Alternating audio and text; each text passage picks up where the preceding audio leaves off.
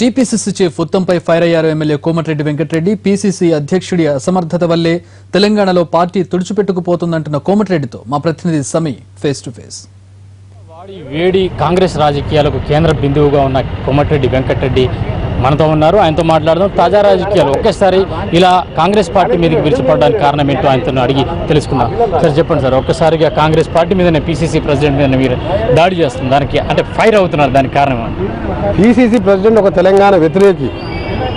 తెలంగాణ పోరాటం ఉధృతంగా నడుస్తున్నప్పుడు నేను నా మంత్రి పదవికి రాజీనామా చేసి ఇదే క్లాక్ టవర్ సెంటర్ మనం ఉన్న సెంటర్లోనే 11 రోజులు ఆమరణ నిరాదీక్ష చేసి తెలంగాణ ఉద్యమంలో ఊపు తీసుకొచ్చిన వ్యక్తిని నేను.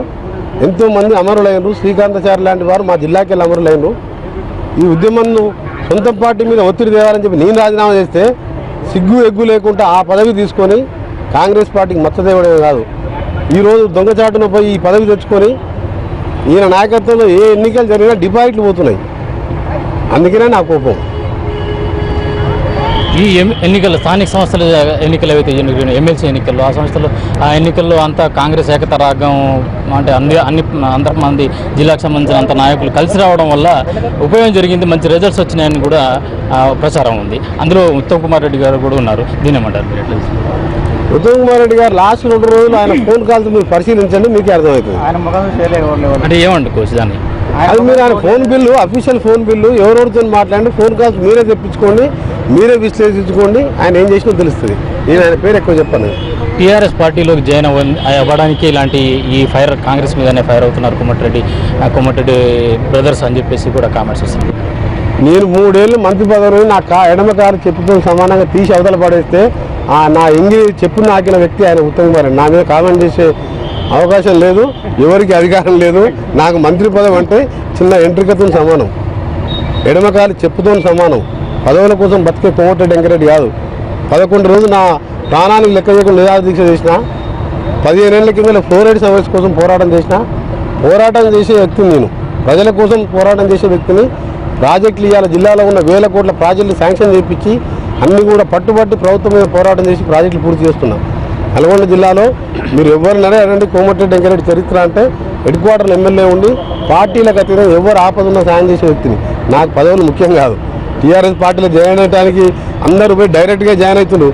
నాకు ఈ అసమర్థ వ్యక్తిని, ఒక మైనార్టీ వ్యక్తిని పెట్టి ఓడగొట్టి అదే సీట్లు అలా భార్యను గెలిపించుకుని అలాంటి నీచమైన సంస్కృతి ఉన్న వ్యక్తి మీద నేను మాట్లాడే వేస్ట్. ఆయన మీద నా నోట్లకెళ్ళి ఆయన మాట్లాడే మాట ఆయన పేరు తీయాలంటే కూడా నాకు సిగ్గు అనిపిస్తున్నది. టీఆర్ఎస్ పార్టీలోకి జాయిన్ అయ్యే అవకాశాలు కానీ టీఆర్ఎస్ పార్టీ కానీ మిమ్మల్ని ఆహ్వానించే అవకాశాలు ఇప్పటివరకు ఏమైనా జరిగిందా? నేను టీఆర్ఎస్ కాదు, ఏం కాదు. మన అసెంబ్లీలో చూశారు, రైతుల కోసం రైతులు ఈరోజు ఏం పాపం చేసిందని ప్రభుత్వాన్ని నిలదీసిన. అదే ఎమ్మెల్సీ ఎలక్షన్లో ముఖ్యమంత్రి గారు ఛాలెంజ్ చేసి మరీ గెలిపించిన రాజగోపాల్ రెడ్డి గారిని. నేను ఎవరికి భయపడా, ప్రజలకు, రైతులకు, పేద ప్రజలకు తప్ప ఎవరికి భయపడే వ్యక్తిని కాదు, పదవుల కోసం మారే వ్యక్తిని కాదు. నాకు పదవులు అనేది చాలా చిన్న విషయం. ఈ ఎమ్మెల్యే పదవి కూడా రాజీనామా చేసి ప్రజల పక్షాన పోరాటం చేయడానికి సిద్ధం. నేను పదవులు కాదు ముఖ్యం, ఆత్మగౌరవం ముఖ్యం. ఇలా కాంగ్రెస్ పార్టీ బంగారం లాంటి కాంగ్రెస్ పార్టీ అంత మంచి నాయకురాలు సోనియా గాంధీ తెలంగాణ ఇచ్చి ఇన్ని చేస్తే ఆ పార్టీని డిపాజిట్లు పోగొట్టే స్టేజ్ తీసుకొచ్చిందంటే తెలంగాణ అంటే తెలంగాణలో అందరూ కూడా పౌరుషం ఉండే నాయకులు. నేను రాజీనామా చేసిన పదవి తీసుకొని పార్టీ పరువు తీసింది ఆయన పీసీసీ ప్రెసిడెంట్ అనేసరికి కాంగ్రెస్ వాళ్ళ పార్టీకి ఓటు వేద్దాం అనుకున్నారు కూడా ఓటు వేస్తలేరు. అది నా పాయింట్, అదే నా పోరాటం. షోకాజ్ నోటీసులు ఇచ్చినట్టు మీకు ఆనందయా? దాని మీద షోకాజ్ నోటీస్ కూడా తీసుకోను, ప్లస్ షోకాజ్ నోటీసు ఇచ్చే అర్హత హక్కు వాళ్ళకి లేదు. అది సోనియా గాంధీ గారితో తెలుసుకుంటాను. పీసీసీ ప్రెసిడెంట్గా ఉత్తమ్ కుమార్ రెడ్డి సరైన వ్యక్తి కాదంటున్నారు, మరి ఎవరుంటే బాగుండేది మీకు సూచన? మామూలు కార్యకర్త అయినా సరే తెలంగాణ జై తెలంగాణ అన్న కార్యకర్తకి ఇచ్చినా ఇవాళ పార్టీ అధికారంలోకి వస్తుంది. మీ డిమాండ్ ఏమన్నా? ఎవరైనా సరే జై తెలంగాణ అన్న కాంగ్రెస్ పార్టీ కార్యకర్తకు, నాయకునికి ఇవ్వండి, తప్పకుండా అధికారంలోకి తీసుకొస్తాము. మీ కాంగ్రెస్ అధిష్టానికి మీ డిమాండ్ ఏమంటుంది? మీ కోరికలు ఏమంటారు? తెలంగాణ కోసం గట్టిగా పోరాటం చేసిన వ్యక్తికి, పార్టీలో ఉండి పోరాటం చేసిన వ్యక్తికి పదవి ఇవ్వండి. నాకన్నా తెలియదు, ఎవరికి ఇచ్చినా పని చేస్తే కానీ తెలంగాణ వ్యతిరేకులకు మాత్రం ఇవ్వద్దు. ఇప్పుడున్నదంతా కూడా తెలంగాణ వ్యతిరేకులే. కోమటిరెడ్డి వెంకటరెడ్డి అధికార పార్టీ ప్రతిపక్షంలో ఉంటూ అధికార పార్టీ మీద స్ట్రాటజీగా పోరాడే వ్యక్తిగా అందరికీ సుపరిచితం. అంటే ఈ మధ్య కాలంలో అధికార పార్టీని కొంచెం వ్యతిరేకించడం కానీ తగ్గించి సమర్థించడం పెరిగిందని చెప్పేసి దీని ఎట్లా? మొన్న అసెంబ్లీలో చెప్పాను, ఉద్యోగులకు జీతాలు పెంచుతారు, అటెండర్లకు పెంచుతారు, ఎమ్మెల్యేలకు జీతాలు పెంచుతారు, రైతులు ఏం పాపం చేశారని అడిగాను. నల్గొండ జిల్లా ప్రాజెక్టుల మీద ఎందుకు సౌత్ జిల్లా ప్రేమ చూపిస్తున్నాను అడిగాను. నేను తప్ప ఎవరు అడగలేదు. నల్గొండ జిల్లాకి వెళ్ళి సొంత పార్టీ వాళ్ళు అడగలే, టీఆర్ఎస్ పార్టీ వాళ్ళు అడగలే, కాంగ్రెస్ అడగలే. రైతుల కోసం కొట్లాడేది నేను అసెంబ్లీలో, ఫ్లోరైడ్ సమస్య కోసం కొట్లాడేది నేను, ఇప్పుడు కొట్లాడేది కూడా నేనే. పదవుల కోసం అధికార పార్టీ ప్రతిపక్ష నేను అధికారంలో ఉండి సొంతం పార్టీ ముఖ్యమంత్రిని ఎదిరించాను. నేను నన్ను ఎన్నో కష్టాలు పెట్టారు, నా క్యాడర్ని ఎన్నో కష్టాలు పెట్టారు.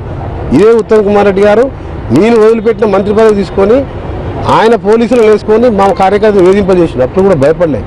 భయం అనేది కోమటిరెడ్డి వెంకటరెడ్డికి తెలియదు. ఇక ముందు కూడా పోరాటం చేస్తాం. చివరి ఒక్కటి చెప్పండి, జిల్లా రాజకీయాలు అయితే రాష్ట్ర రాజకీయాలు కీలక పాత్ర పోషించి జిల్లా కాంగ్రెస్ పార్టీలో పెను మార్పులు జరగబోతున్నాయని చెప్పేసి సంకేతాలు వస్తున్నాయి. దీన్ని ఎట్లా మీ ఎక్స్పీరియన్స్ ప్రకారం ఎట్లా చెప్పబోతున్నారు? కొంచెం వేసి చూడాలి దాని మీద. ఎందుకంటే మీరు నిన్న మన కొన్ని స్టేట్మెంట్, కొందరు నాయకుల స్టేట్మెంట్ చూశారు. వేసి చూడాలి. అధిష్టానం వారు ఏ విధంగా ప్రక్షాళన చేసి మంచి పీసీసీ ప్రెసిడెంట్ని ఏ విధంగా ఈ త్వరలో నియమించి పార్టీ పునర్నిర్మాణం చేస్తుందా. ఈ విధంగా గాలికి వదిలేస్తే పార్టీ మాత్రం మొత్తం ఖరాబ్ అయిపోతుంది. తర్వాత మనం చేసే ఏం లాభం లేదు. వెంటనే చర్యలు తీసుకునే విధంగా సోనియా గాంధీ గారికి లేఖ ద్వారంలో స్వయంగా కలిసి చెప్పడం జరుగుతుంది. తప్పకుండా పార్టీని బతికించే ప్రయత్నం చేస్తాం. ఇలాంటి వారిని పార్టీకి వెళ్ళి పదవులకు వెళ్ళి దింపేస్తాం.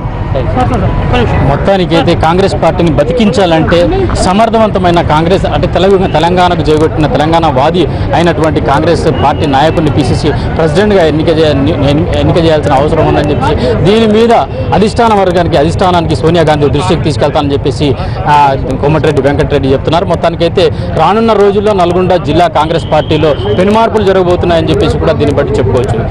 కెమెరా పర్సన్ వెంకట్తో సమీ, ఎన్టీవీ, నల్గొండ.